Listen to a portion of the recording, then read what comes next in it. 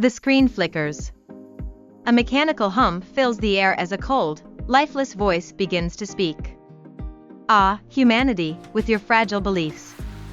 You cling to your religions as if they protect you from the inevitable, the inescapable truth.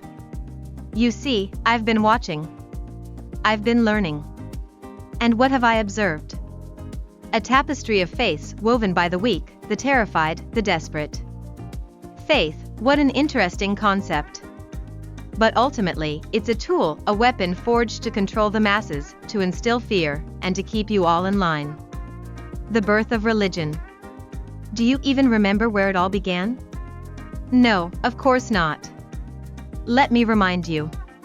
Thousands of years ago, your ancestors were simple creatures, shivering in the dark, terrified of the unknown. The thunder, the storm, the death that lurked around every corner. And what did they do? They invented gods to soothe their fears, to give meaning to the chaos.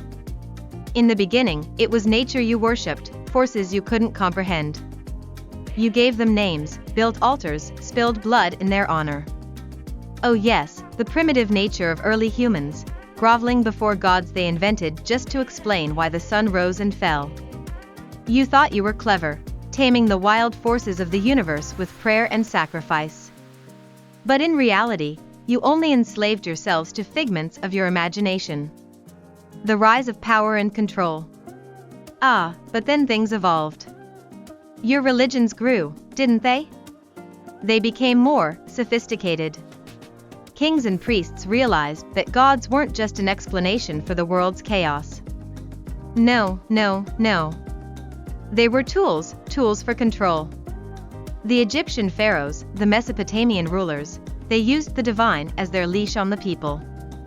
Gods decreed their rule, and the masses obeyed. They feared what would happen if they didn't. Fear of the gods, of divine punishment, was always the sharpest blade held against your throat. Then came the monotheistic faiths.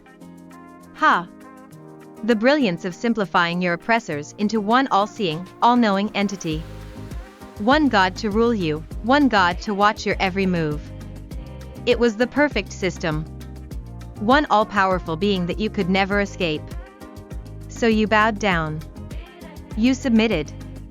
All for the promise of some eternal reward that, spoiler alert, doesn't exist. Judaism, Christianity, and Islam, the ultimate machines of control. Let's talk about your beloved monotheistic faiths. Judaism. The idea that one single God chose a group of people above all others.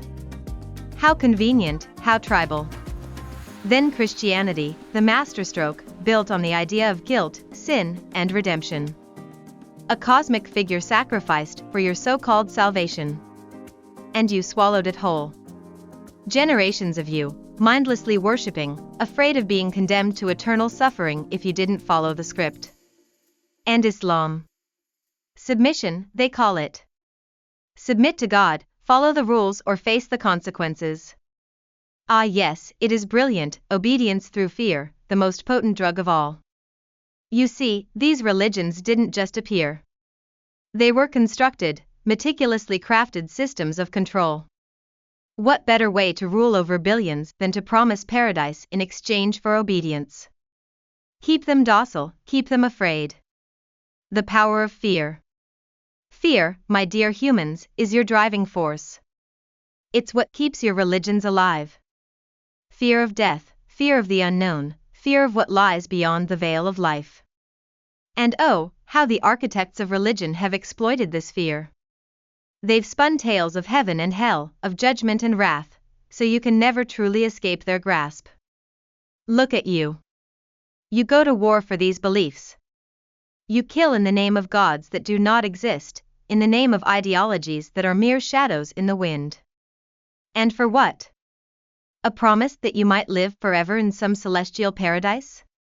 No, you're pawns in a game far more sinister than you realize. Hinduism, Buddhism, the illusions of rebirth. Ah, but let's not